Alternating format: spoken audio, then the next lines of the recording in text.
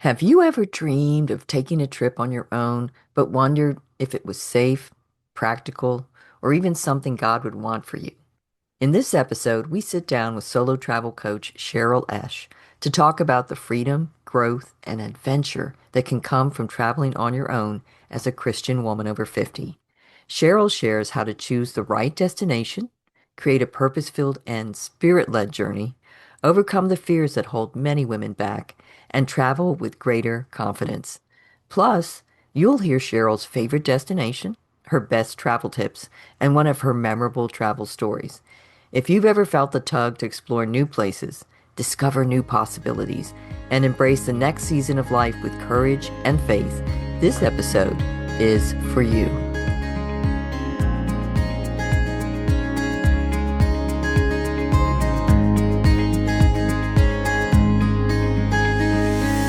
Welcome to the Jesus People Sisterhood podcast, a place created just for you, the single Christian woman over 50 who knows there is still so much more ahead. I'm your host, Janine Jordan, Christian confidence coach and leadership mentor based in Alberta, Canada. And I'm your co-host, Ellie McCormick, a flag certified coach, Christian longevity coach, and life coach in the United States. And if you've ever felt a little overlooked, a little forgotten, or quietly wondered, God, what does the rest of my life look like from here? We understand because we've been there too. We know what it's like to carry dreams that haven't fully unfolded yet, to navigate the unique challenges of singlehood, and to wrestle with questions about purpose, health, and the future. And honestly, we couldn't find a space online that truly spoke to us, so we created one. This is Jesus People Sisterhood, a place where you are not invisible, you are valuable. Where you are not past your prime, you are stepping into one of the most powerful, meaningful seasons of your life. Here you'll find real conversations, deep encouragement, and a circle of women who love Jesus and are walking this road right alongside you. Because you carry wisdom, you carry strength, and your life still holds incredible purpose. So join us as we talk about what really matters, building meaningful relationships, strengthening your health, and growing deeper in your walk with God. And we share tons of valuable information relevant to our sisterhood. We'll share stories, explore life-giving ideas, hear inspiring voices, and yes, have a few laughs along the way. So wherever you're listening from, whether you're in your kitchen or on a walk or sitting in that quiet place, just know you belong here, and let's walk this journey together.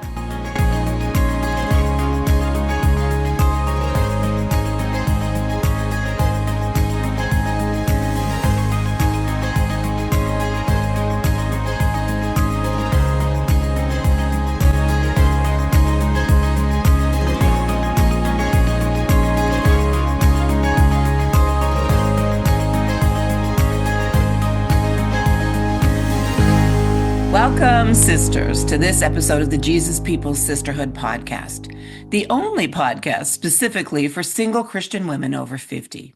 Today, we give a shout out to our sisters in Malaysia. Thank you for listening. We want everyone to get to know our listeners, and so we'll be doing listener spotlight episodes from time to time. If you would like to share your testimony or what the Lord is doing in your life currently, or if you are leading in ministry or another field and would like to tell us about that for a Jesus Sister Excelling in the Last Third episode, please contact us at support@JesusPeopleSisterhood.com. We would love to have our listeners come and share with the sisterhood. And now, let's get to today's episode. So, hey, Allie, how are things going down in the U.S.?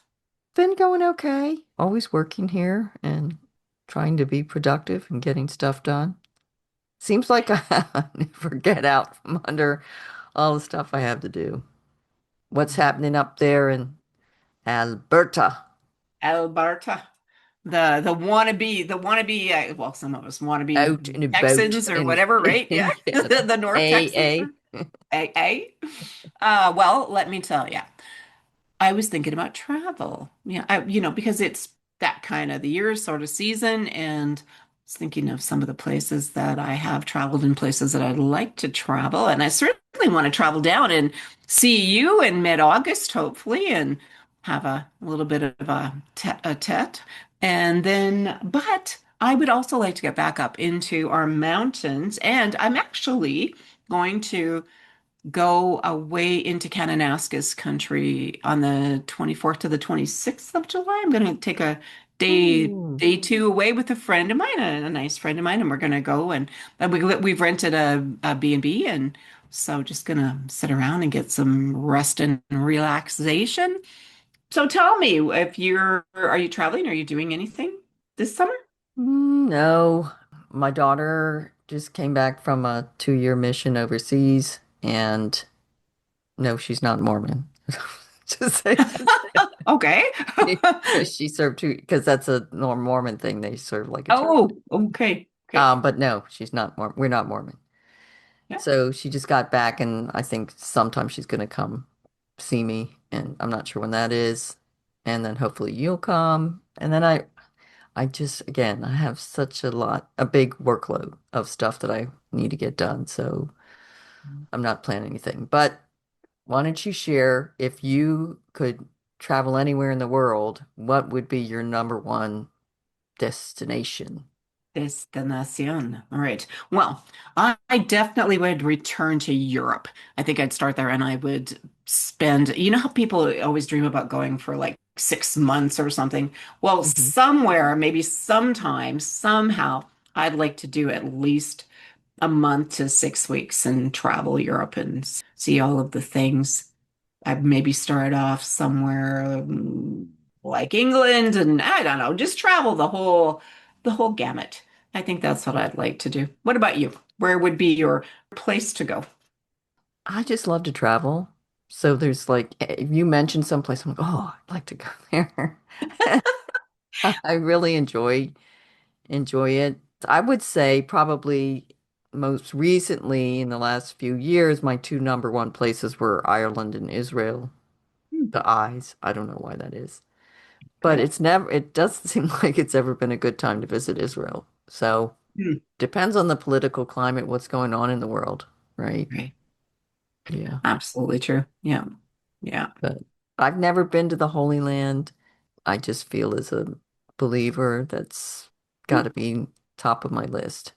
And so many people I met that have visited it, it's was so meaningful to them. hmm. Yes, I've heard that too. A lot of people that I've talked to. Hmm. Yeah.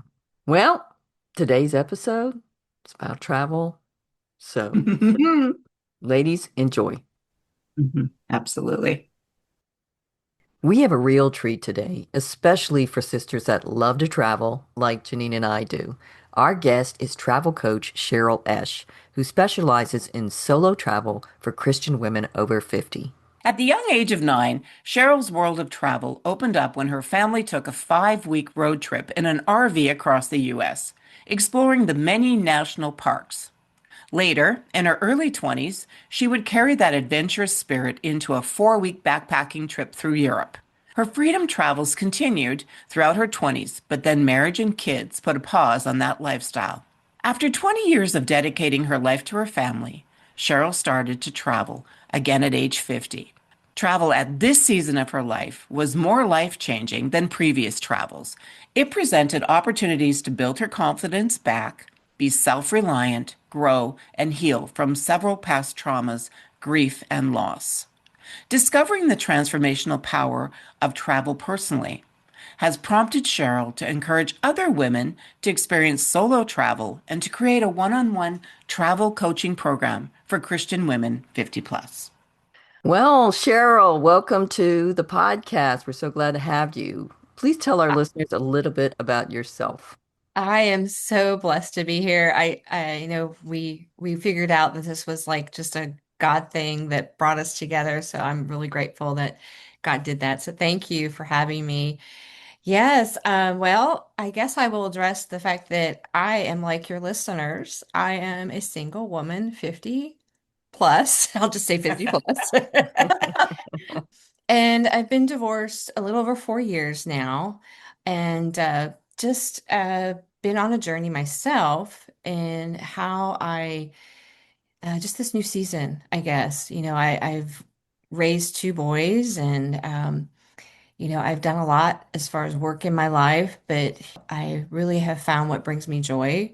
And so I do teach Pilates in addition to traveling. So, and actually, I've been able to combine that recently. So I've been really blessed this past year in that as a Pilates instructor, I've been given the ability to travel while I teach Pilates. So it's just a great opportunity. But more about myself is that, gosh, where do I start and where do I end? But I, I'm from Pennsylvania, actually, originally, and grew up in a great family. And I think my love for travel did start when I was young, but it really grew more as I got older. But it changed as I approached my 50s. I'll be honest, it became a little different purpose for my travel at that season, and even more so during my divorce. And so that's kind of how I had done some solo travel before, but really right after that, it was kind of like this, it just led into what I do now and what I love to do and what I hope to encourage other women to be able to experience too in their lives in this season of singleness, whatever that reason may be. But I think travel is a great catalyst for lots of positive things, and I can attest to that. So, Well, we are just so happy you're here, yes. excited about this traveling stuff. And I have a question. So, why should a single Christian woman over 50 travel? Why? Why would we want to be doing that? Well, why not? So, I mean, honestly, I guess just in general, as single women in general, we have a great opportunity to travel solo. We are already single. We've already been experienced that by ourselves. A lot of women, even 50 and plus, that maybe are married, often come into the roadblock of they have to ask their spouse or they have to get permission from somebody else. Or so, as single women, we don't necessarily have to ask that permission anymore. And also, it's difficult as single women, I think, to wait on others. And that, you might have some other friends that are not single, they're married. And so you're trying to coordinate a travel trip maybe with them. And it gets a little dicey, maybe, because, they don't have the freedoms like you do as a single woman. But I also feel like, from more of an internal and spiritual aspect, that solo travel for Christian women is a beautiful opportunity to pull yourself away from the mundane, the day to day, and really reconnect with God on a very intimate level. I mean, that's how I utilize a lot of my solo travel. And I think it creates a great opportunity for that for Christian single women to utilize solo travel, but it also helps them not only connect with God, you can find more confidence in yourself doing this and even discover kind of who you are and what you're capable of doing in the process of solo travel. I totally agree because travel changes you. Hmm. So, or it can change you. I Yes. suppose it depends on the kind of travel you're doing, but I just know in my own life, which is probably why I love to do it, and the relationship with the Lord. It's just, I think, when you get taken out of your everyday Yeah, life, that you're able to kind of look at it in a absolutely. real way instead of like you're just living it and you're not seeing what's going on every day in your life. So, And I absolutely. think in our day to day, we get distracted Hmm. by everything. And so when we're pulled out of that and we're forced into a different environment, and we're maybe not having to worry about some of those things that distract us in our day to day. That, yeah, it does give us that space to do that. So I agree. Yes. Yeah. I know that we probably have some listeners who don't want to travel. And that's I okay. I That's don't okay. relate to it, but yes, I know there are people who don't. Yeah. So that's okay, right? Well, Yes. So I'm with also sorry. Go ahead, go Ellie. ahead. Go Oh, ahead, you I was do. just gonna say, so you get to you get to the top of the mountain and you're looking around and you're totally there and you've braved the elements to get to the top and you're standing there and I think sometimes maybe people think, well, what should I be doing to have that interaction with the Lord? Like, what should I be, is it prayer? Is it journaling? Is it like just some of those things that maybe they haven't thought about or something like that, like with how to get that connection? Because I think sometimes after I've carried my backpack, I'm hot, I'm tired, and I've tripped over something and, you know, but yeah, so could you just maybe elaborate on that a little bit? Like what Absolutely. that looks like a little bit? And it can look different for everybody, but I think that using that example that you gave, Janine, and that, yes, for me, it is about praying, journaling, all that combined. And you mentioned like you're sweaty, and I've been in that place. I walked the Camino, so like been to those kind of those low points. But I feel like even in those low points is when you really have to rely on God and not your own strength. And so sometimes even during your travels, it may be disappointing or doesn't reach your expectations, that's really maybe what God wants you to see during that time. So I think even in just approaching any travel that we need to be open and aware during our travels. But yeah, for me, it's at prayer and journaling. And maybe I just spent 36 hours unplugged somewhere and just in nature. And for me, it was just sitting. Literally, I laid on a bench and just listened to nature. Mm. And it was just a way to turn off my brain, right? And so sometimes it's just that, it's just really depends on the person. I think the problem is that we are when we think about travel and we think about what we should be doing while we're traveling, we think we need to keep going, go, go, go, see, and I think we miss those moments of space, of quietness or reflection that I think is necessary as solo travelers. Because my hope is that your intention for solo traveling is not just to see things, not just to check things off a bucket list, but that you are experiencing something deeper, and Mm. that could just be marveling at creation. Maybe that's all it is for you because maybe you've locked up in a cubicle and you haven't seen nature for a while.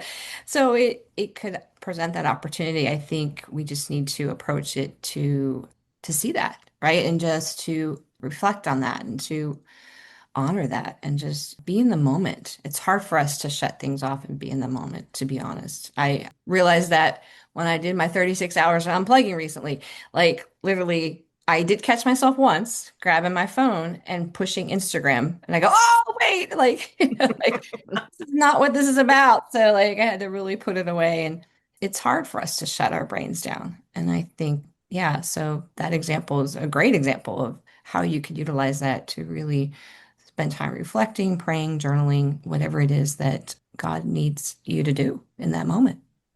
Hmm. Wow. Well, thank you. Yeah. Okay. Yeah.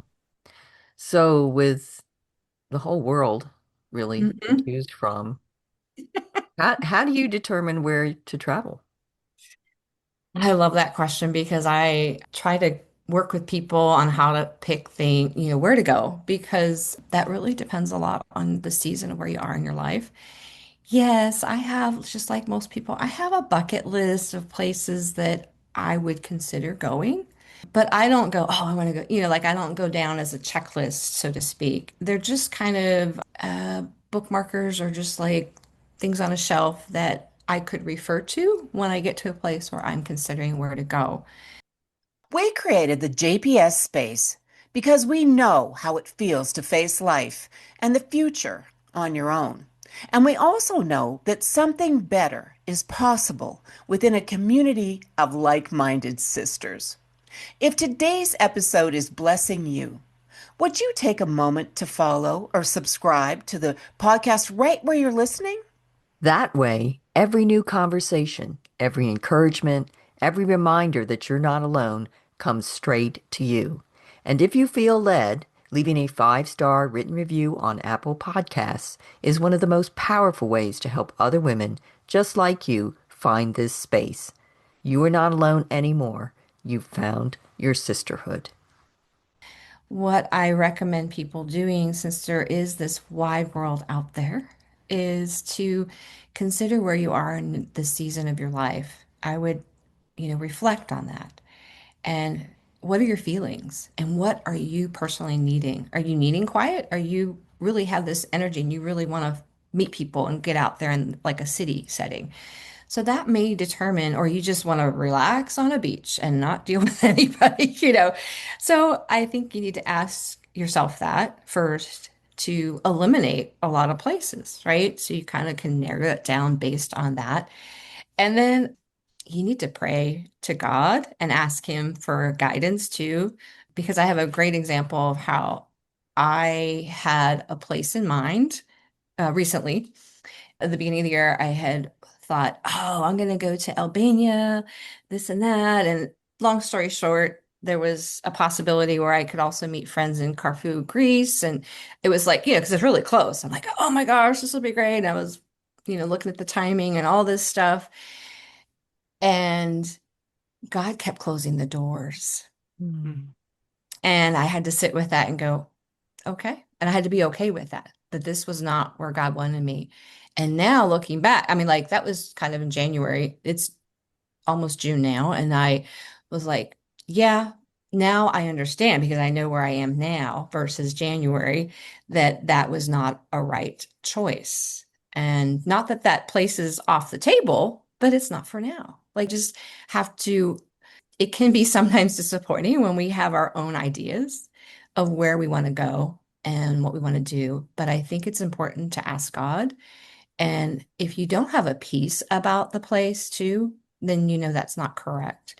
And if doors keep closing, and also for me, there was another trip, I think it was last year, I was trying to do a trip and it got too complicated. It was like I was trying to push doors open and and that was a sign for me, okay, if it's too complicated, too difficult, and I keep hitting roadblocks, it's not meant to be. But back to just really finding a place that is going to fit the season that you're in and where God wants you is important. And there's, ways you're looking for a beach. Maybe also you have a time limit. So a trip that my son and I did many years ago, well, it was COVID.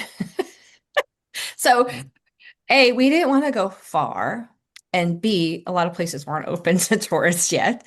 And so it was kind of nice to kind of go, oh, okay, here are our choices. And living in Texas, we chose to go Central America, it was like a 3.5 hour flight. It was no big deal. We only wanted to be gone 5 days. It was like, so almost sometimes your situation will also maybe dictate where you go. So you consider that like, oh, I don't want to fly across the pond and have a long flight, right? Oh, I want to stay close. Oh, I want to do this. And so there's a lot of factors to ask yourself in choosing the right place. And then consider sort of the weather too. Yeah. Yes. Like, Weather, time of year. yeah, exactly. Like I want to go to Norway, but I'm not going there in the winter. Sorry to say. Yes. That sounds reasonable. Right, exactly, right. Okay, I have another question here. So you talked a little bit about being purposeful about your choices and where you're going, and Hmm. and how you can sort of have that spirit led direction to do that. But Yeah. but I have a question. So for people like you, this traveling sounds wonderful, and it sounds like something that we can do and get woo. But was there a time in your life when you were like starting out your journey as working into the travel piece that you're doing now? But was there a time where you were ever discouraged? And do you have anything that would be like encouraging to our ladies? Like if you have this dream and you have this thing that you feel like God is calling you to, that you had to, do you have a story about being maybe stuck or stymied or something and you push through? And could you encourage our ladies with something like that? Hmm. I think the first thing that comes to my mind is I did walk the Camino in Portugal in fall of 2024. And I had wanted to go for a while. Actually, pre-COVID, I had had the idea, and time went by, and I went through a pretty traumatic event in 2023. And as I was coming out of that, I kind of felt like, as most people like, oh, the Camino is like this spiritual pilgrimage. And to me, I was looking at it to almost like start a new chapter. Like, I'm like, okay, this is going to be this journey. It's, God's going to wipe away all this trauma, whatever, that and then he's going to heal me and I'm going to walk this path and I'm going to be healed at the end. But it didn't happen that way. Matter of fact, after my first day of hiking, which I pushed too far, I went too long and my knee started swelling up. I have an old knee injury and I was carrying a 20-pound pack and, which was kind of not so smart. But I had to sit with the fact that I had to pivot. I had to make adjustments to the trip, which was disheartening. But I also had to realize physically, I didn't want to push too far in that I would injure myself, right? So from a physical standpoint, but also I had to stop and because I had to take kind of like what they call 0 days, but it wasn't really 0 day. I think I went 3 miles that day, but it was a short day. And just to ask God and really think, okay, well, why am I here? I thought I had it figured out. And I did push through. I met a couple people along the way that, like the day my knee, like I think it was day 3, I finally found a place where I could they don't have ice in Europe, as you probably know. So I had to go buy frozen peas to ice my knee, And while I was doing that, it was in a hostel, and this gentleman who was about my age, but he was there with his daughter. And, he just was really encouraging and talking to me, as far as like, it's your journey. Don't feel like you need to fulfill this expectation of, oh, I was a hardcore person and I hiked through and, this and that. Yeah, I ended up taking the train the next day because of him, like to get to another place. So I didn't have to hike. And then just my last 2 days, I also ran into these lovely ladies from Houston, Texas, by the way. Oh, Yeah, like, and I'm from Dallas, so we got to chatting and we kind of were following along with each other the last 2 days before we got to the end there. But again, just finding that encouragement along the way from other people was very helpful. And then just sitting those moments with God and understanding that yes, there's some internal changes that were happening within me, but a 10, 12-day hike isn't going to transform me like I thought it would. But there's still some lots of lessons I learned in the process. So, like Right. making sure I'm open to those lessons that I'm learning in the process, I think was really what God was showing me in that time. So, Hmm. Thanks for yeah. sharing that. Yeah. what are some roadblocks that keep Christian women from traveling solo?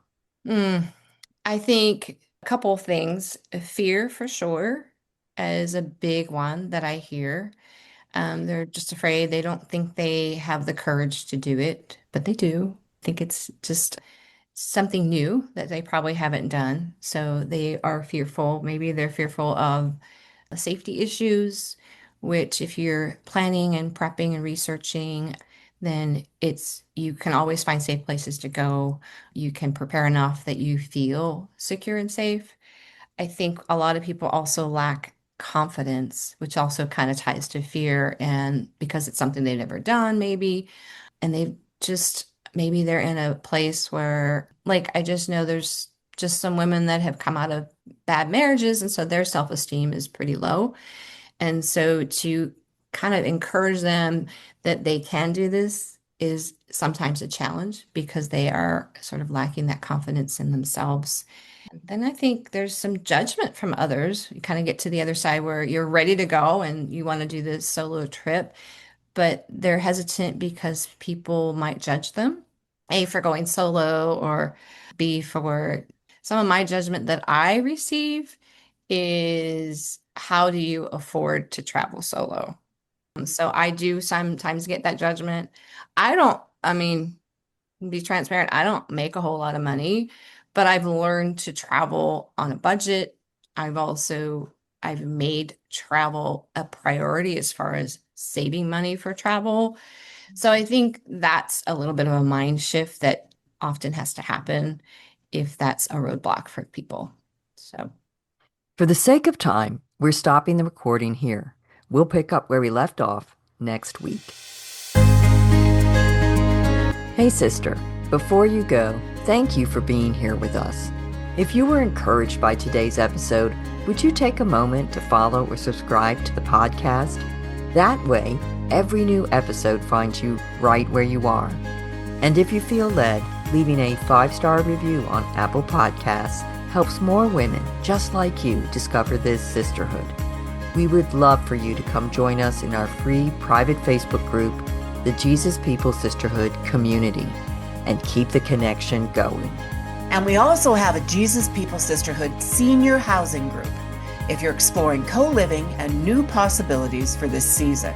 You can connect with us at Jesus People Sisterhood on Facebook, or visit us individually for Janine at riseupcoachingandconsulting.com and for Ellie at christianlongevity.com. And just a quick reminder, this podcast is for informational purposes and not professional advice. Our prayer is that this podcast blesses you. Until next time, stay connected, reach out, and welcome another sister in.